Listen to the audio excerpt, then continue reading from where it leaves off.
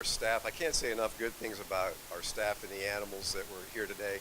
Incredibly passionate people that do a great job in taking care of your zoo. So I hope you enjoyed the animals. I also hope that you all washed your hands before you came in and had lunch today, although they are a very clean group of animals. We do take great care of them. We actually have 2 full-time veterinarians and 3 full-time vet techs or part-time vet techs and 1 full-time vet tech that help take care of them. So thank you. Thank you so much for the opportunity to speak to you today. And thank you for what you do to support your zoo, your community zoo. It takes a great community to make a great zoo. And Bob, thank you for those kind words about your park. We are very proud of some of the accomplishments that we achieved and all the support that the community gives us to make that possible. And it's historic support. If you notice here, this is a group of school children that back in 1963 were collecting their lunch money to buy animals for the zoo. But this is just not any group of school children. If you look at the person on the left, oops, we'll find out here in this area is, that's fellow Rotarian Arnie Judd, a 7-year-old Arnie Judd, helping raise $106 to buy animals for the Louisville Zoo. We now know what Arnie looks like without a beard too. So. And I've got a great job. I can't thank you enough for the opportunity. I get to interact and be the ambassador for some of the rarest, most precious creatures on the planet. And believe it or not, I often get asked so many times, well, gosh, do you get to play with them? And although I do get moments like this, I don't often get to go out and play with the collection. We are your region's largest nonprofit attraction. We're actually the fourth largest for-profit attraction as well. We're right behind the casino, 4th Street Live in Churchill Downs. And for a long time, we were the 3rd largest attraction in the community until Churchill Downs really boosted their attendance in the last few years. We're an amusement park. We have a train, we have a carousel, we have a splash park, tram ride, and the ropes course that you see right there. We're running a school. We have 70,000 students that come through your park every year to learn more about these very precious creatures and their natural history and habitat. You met this gentleman in the middle if you were brave enough to pet the snake today. That's Bill McMahon, our curator of ectotherms. We are a center for conservation and research. And this is Bill actually working with his colleagues in Cuba on saving the world's rarest crocodile species. And your zoo actually owns the largest population of Cuban crocodiles in the world outside of Cuba. We're also operating a hospital and a pharmacy. You see some of the dental work going on right here, which was one of the most popular classes in the U of L School of Dentistry for a long, long time. You would see the dentists and the dent techs come in, they got to do cleaning and cavitation work on a tiger or a gorilla, and they would just line up in the hallways kind of rubbing their hands together. They couldn't wait to get to work with them. And we're also, as Bob mentioned, a hotel for 1,500 of the most demanding guests on Earth. From the smallest amphibian to tigers and elephants. And by the way, half of those can kill you at any given time, although we try and keep things extremely safe at your park. And we're also a science-driven matchmaking service for endangered species. Those little tiger cubs that you see on the left, those are Sumatran tigers. And in combination with their parents, a population of 5, your zoo, when those cubs were born, we had 1% of the world's population in Louisville, Kentucky. 1% with those 5 animals, which of course is not great news for the Sumatran tigers. And actually the other tigers at the zoo, the Amur tigers as well, are really at that same status, about 500 left in the world. So today I'm going to talk to you a little bit about living in balance. We all need the health of this planet for our own individual health. Regrettably, there's a lot of unhealthy things happening in the planet. There's habitat destruction, water pollution, our climate's changing. We've got, you hear about toxins in the waterways. All those things we need to be concerned about because the planet health translates to our health. And if you think about it, when I was this young lady's age, or this little fellow's age, there were about 2.5 billion people on the planet. Today there are 7.2 billion people on the planet. And I'm not that old. It's an incredible increase. And what's important to understand is that we're all part of this balance. We all consume. We're all part of the energy consumption. We all eat. We all need to do things to stay alive. And what your zoo does is we try and present objective scientific information so that when you go home, you can just kind of have a better idea of how you want to choose to live within that balance. The mission of your zoo is to better the bond between people and our planet. And we have many, many plans that help us accomplish that. We have a strategic plan, a business plan, a marketing plan, like everything that you have with your organizations. but I really like to define what we do in terms of heart and soul. And most of you come to the zoo for the heart, and that's why we exist. All of us have incredibly hectic, busy lives. We're trying to find time to spend with our families, and those few precious hours that we get when people choose the zoo to come out and spend time with whoever is dear to them, we cherish that. And hopefully your experiences at the zoo have been good quality experiences, and that is truly the heart of why we exist. The soul of why we exist is conservation, education, and engagement. We work with these incredible animal ambassadors to bring them to you so that you can learn about a Sumatran tiger or the pygmy hippo. There's only 3,000 of those left in the world, by the way, and we've reproduced. We've had 3 calves born at your zoo. So you can learn about what's happening in distant places around the planet, and just however you decide to live in balance with the planet, it's up to you.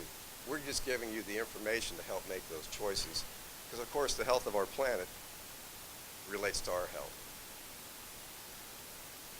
Regrettably, we are facing an extinction crisis. Now, in my previous presentations to you all, I've talked a lot about the heart of the zoo, the fun, what's coming up next, the Lego bricks display at the zoo. And I've also talked to you about our business metrics and that we're the largest nonprofit attraction in the region.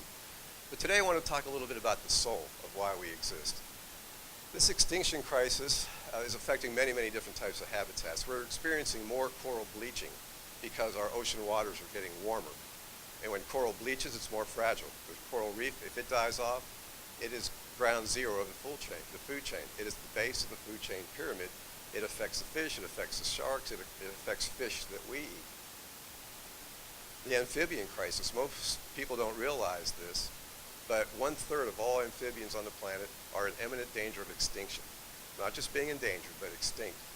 In recent years, we've lost 130 species of amphibians, and there's 6,200 of that class of animals that exist on the planet.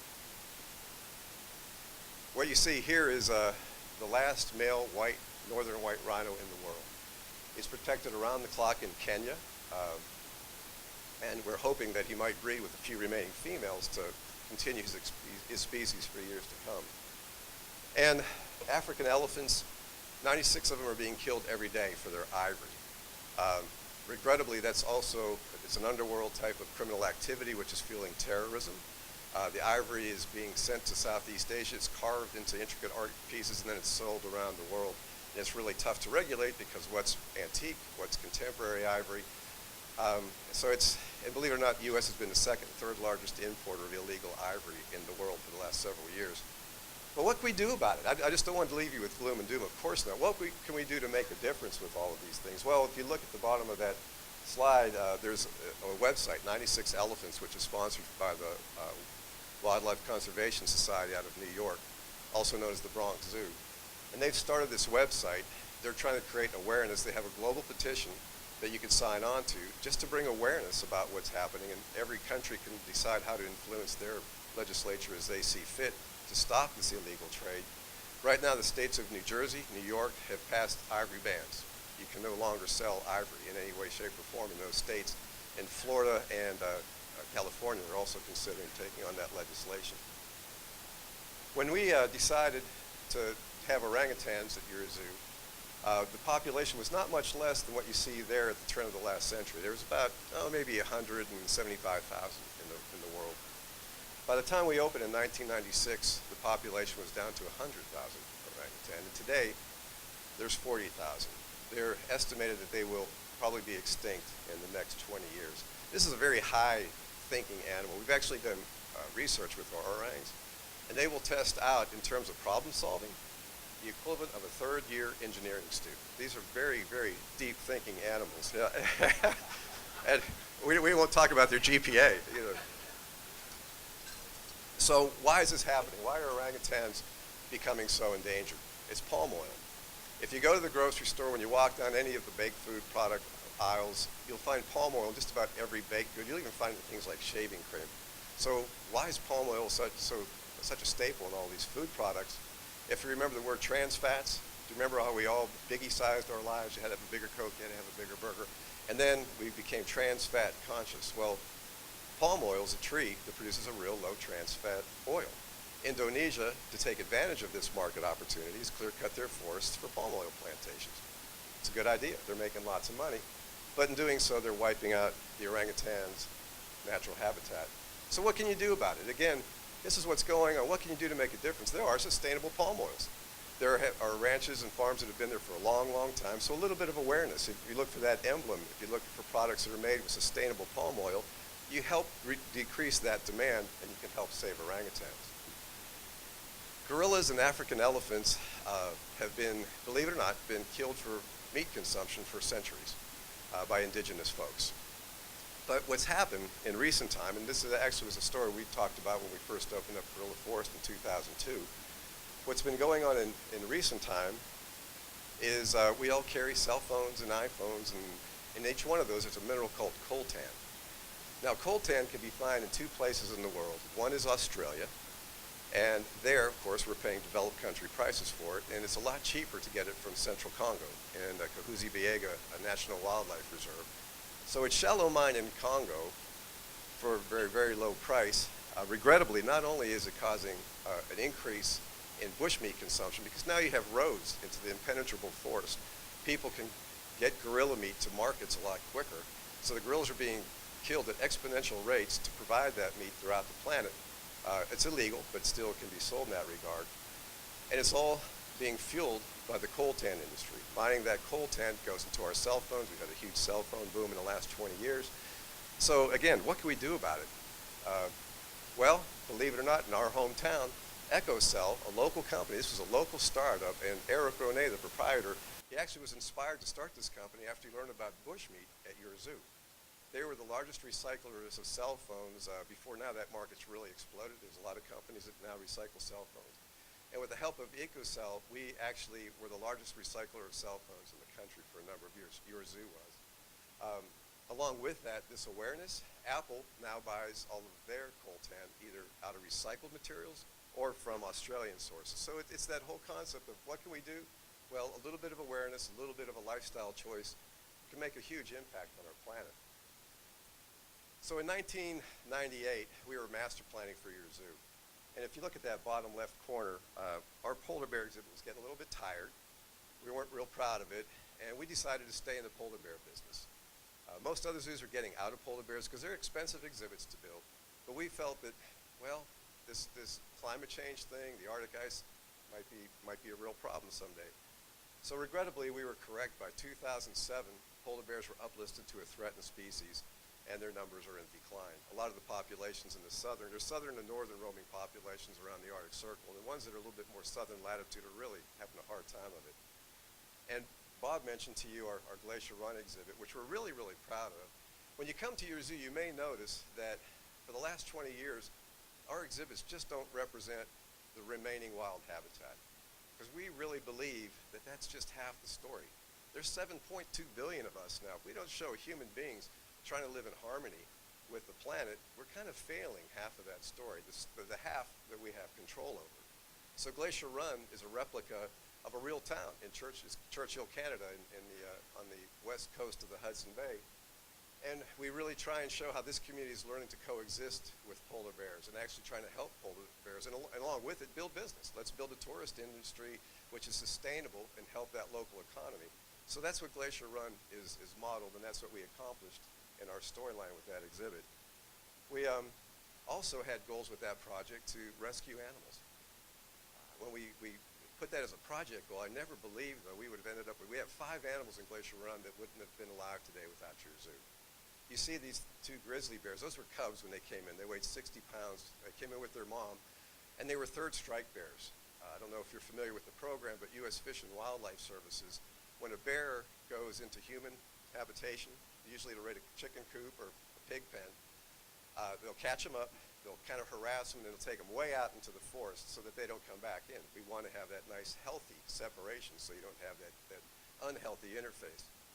Well, when they do that, they'll tag the mom's one ear. If she comes back in, they'll do the same thing. They'll tag the other ear. If she comes back in a third time, it's a third strike. Not a happy scenario. It's very bleak. The animals are either euthanized or places like your zoo. When we got the phone call, we had a truck on the road within 8 hours for a 36-hour drive to go up and rescue these 3 grizzly bears. We're very proud of that. They're thriving today, and they've got a great story to tell. It also was a little bit of insurance. Because the other thing we're doing at your zoo is, imagine in your businesses, if you're building a $20 million exhibit and you're dealing with a commodity base of 78 bears in the United States. And we've gone to our community and we promised this exhibit, and believe it or not, we're getting close to opening Glacier Run. And I was at the top of the list. We had our zoo was at the top of the list for polar bears. A lot of other communities were building their exhibits quicker and getting past us.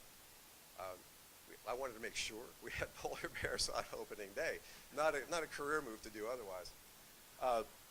Well, on the day that we opened, April 26, 2011, I'll always remember that day, U.S. Fish and Wildlife found a bear cub that was abandoned by her mom wandering the North Slope of Alaska. Now, we don't know why she was abandoned. Female polar bear cubs used to have triplets. Now they're only having two. Cubs maybe singlets because they don't have the nutritive capability to support the third cub, because they need the sea ice to hunt. They need the sea ice to breed. They need the sea ice for everything. Sea ice isn't as round as long as it used to be. They don't get to hunt as much, so their bodies can't sustain 3 cubs. Well, Cunnick was separated, and U.S. Fish and Wildlife Services chose your zoo to receive her, which there's a lot of other zoos that wanted that little bear. We were thrilled to bring her here. She came in at 60 pounds, and today, we'll see a picture in a minute, she weighs about 400 pounds. And it's because of the experience and the exhibit we were building for those cubs. What can you do to make a difference? These are 2 of our teen ambassadors. We've partnered with many, many NGOs, the Diane Fossey Gorilla Fund International, in this case, Polar Bears International. It's an NGO which helps get teens and zookeepers and curators and other members of our general public up to the Arctic to study polar bears with polar bear experts. And these are 2 JCPS students. They got to study and go up to the Arctic and learn about polar bears at no cost to us. The NGO funded that. They came back and created a website to expand awareness about what's happening in Arctic habitats. They won the top prize of the Arctic Ambassador Contest by PBI. The young lady on your right actually also worked with JCPS. She won the award twice because she worked with the superintendent at JCPS at the time for everybody just to turn off their computers at the end of the day and decrease their carbon footprint by doing so, and not to mention the energy bill, which we all have to consider. If whatever your thoughts are on climate change, let's all agree it's smart to save energy. It's an economical way to go. The animal on your left is the black-footed ferret. That is the most endangered mammal in North America. And the reason why it is so endangered is a little cute guy on the right is a prairie dog. You've probably seen him in zoos and pop-up exhibits. Well, at the turn of the last century, ranchers believed that the prairie dogs were competing with the grasslands for their cattle, and of course, having an economic impact, which really scientifically was proven not to be the case. But nonetheless, the ranchers were going out and they would gas the burrows of prairie dogs to wipe out the prairie dog competition. Well, in doing so, they didn't realize they were also wiping out their predator, the black-footed ferret. They were actually thought to be extinct until the early 1980s when they found 18 of these left alive on the planet. Only 11 were breedable founder stock, and our zoo, your zoo, decided to, well, let's get involved. So we were one of the handful of zoos that got involved with trying to propagate these black-footed ferrets. We are now the top breeding center for black-footed ferret reproduction. This last year we were very proud. We reproduced our 1,000th black-footed ferret kit. And out of those 1,000 ferret kits, 703 have been reintroduced to the remnant wild. They make a fun trip back home. I mentioned earlier our staff. We have an awesome staff. This gentleman you see here, he's our black-footed ferret keeper. He actually has an MBA. The person that you saw with him is actually an English literature major. These people work at the zoo because they have this incredible passion for these animals. They could be doing a lot of other things, but they really care about the animals in the habitat. And right now, there's about 1,500 to 2,000 black-footed ferrets hanging on in the remnant wild throughout the Great Plains of the United States. How do we accomplish this? What's our best tool to accomplish the soul of our mission? It's conservation education. That, by the way, is Cunnick, now the 400-pound polar bear that was rescued from the North Slope at 60 pounds. We try and create this interface where people get to experience the animals. And we believe if you touch the heart, you open up the mind, and that's where the educational process begins. We have formal classes. We have about 6,000 students that go through formal classes at your zoo every year. Bob mentioned School at the Zoo. Just won the top education award from our accrediting association. 1,500 students actually come to your zoo every year and spend an entire week learning about natural systems, math, science, and technology. We've done pre and post testing. These students' test scores are going up with this programming. 80% of the schools that come out are scholarshipped because they are free lunch schools. And their students, a lot of these are the kids that have kind of fallen through the cracks. They come out, they study, they get this very, very kinetic, very interactive, engaging learning opportunity, and they excel. We also use guest engagement, of course. If you've been out to the zoo, that's how getting back to that heart of what we do, it's all about fun. If we talk about conservation and some of the stories I've told you, we're probably not getting a lot of people showing up, but it's about fun. It's about us engaging with our families and having these incredible experiences. One of my goals is that every child in the community will have the equivalent of a behind-the-scenes tour at the zoo. So when they come out, they'll get to see a Amur tiger and understand that it's 7 foot tall. There's only 500 of them left in the world. But they'll get this incredible experience, and our keepers do a lot of training to build these relationships and take better care of the animals. So we do their health exams at the same time. And that's the best tool we have to accomplish that goal. There's a famous Senegalese conservationist named Baba Diome, and he really summarizes our purpose and mission as best as anyone can. And what he says is, in the end, we will conserve only what we love, we will love only what we understand, and we will only understand what we are taught. And that's what your zoo tries to do every day. And thank you so much for hearing me today and supporting your zoo.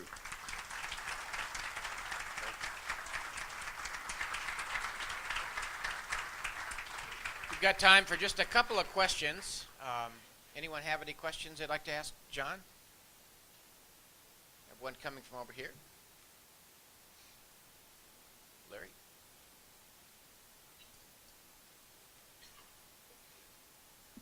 Larry Sloan, John. I just wanted to mention your volunteer program. I have a grandson who has Asperger's. He's 18. He volunteered last summer. It was a fantastic experience for him. He's going to be volunteering again this year, and it's really an amazing experience. He talks about it all the time. He's really loves snakes. And of course my wife didn't appreciate that very much, but he's collected a number of snakes around the neighborhood. And he's actually got one that has just laid eggs, a rat snake that just lays eggs. So anyway, he met the herpetologist, and it's just a comment rather than a question, but you didn't mention it, so I thought I would. Well, and I'm glad you did the volunteer program, and I'm glad that the program's really worked for your grandson. We've actually noticed in the zoo that folks with Asperger's or autism or different forms, we really connect at the zoo. I don't know if you're familiar with a lady named Temple Grandin, but she's an animal behaviorist who is autistic, who is just, she's actually taken our animal production world and revolutionized it, because she has a great empathy with what animals are experiencing. So we've had some great successes, and I'm really happy that it's worked for your grandson at the zoo. Okay. Leland? John, thanks so much. Thank you. We took our 3 grandkids to the zoo last month, had a wonderful, exhausting experience seeing it all. And the 7-year-old said her most memorable, favorite experience was the face.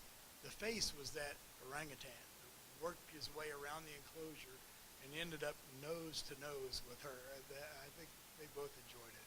I did see some construction underway, and I didn't know what it was. I'm curious. So what's the new development? Thank you for that question, and I'm glad she enjoyed the face. That's part of that touching the heart to teach the mind. We have about $3.5 million of construction going on right now. One is we're bringing in a new penguin exhibit next year, a new penguin species, the smallest species of penguin in the world, the fairy penguin. They stand about 1 foot tall. And that's the construction on the west side of the zoo in the Islands exhibit. On the other side of the zoo, we're expanding and renovating our elephant exhibit. There's a lot of change in how you work elephants in our profession. We're starting to work elephants a lot more like you would work with a polar bear or a tiger. We have a great elephant team, and they worked them in the past like you would work with your golden retriever. We're actually not able to do that anymore. That's being changed by regulation, so that's why we're renovating the elephant exhibit. We're also doing a lot of guest services improvements up in that end of the zoo along with it. Okay, last one, Robert. Yeah, being a Republican, I'm concerned about what's happening to the elephants. You know, here you are. I've seen these guys come in on private planes, 2 or 3 of them, well dressed out with the latest fashions for outdoor stuff, high-powered stuff. And they go out there and they knock off an elephant that moves rather slowly when it doesn't realize that's going to be executed. Doesn't the population there understand what's happening to them because it's the ivory that they're going after? None of these guys take an elephant and put it on a plane and bring it back to Louisville, Kentucky. It's knocked off, this monster, this beautiful monster is knocked off for just 2 pieces of ivory. And they cut off the ivory and they leave the rest of the carcass to, they don't care about the rest of that. The money is in the ivory, as you were mentioning. That's also happening with rhinos. Rhino horn is right now, it has a higher market value than gold. It's sold in the Asian pharmaceutical market. It's a huge threat to the rhino species. But that's part of this 96 Elephants website, is to expand awareness. And there are a lot of legal hunts that happen throughout Africa. Just like our populations of white-tailed deer, you need hunting to control certain hoofed mammal populations, Cape buffalo, wildebeest, and even occasionally an elephant in some of the national parks, because they can overpopulate.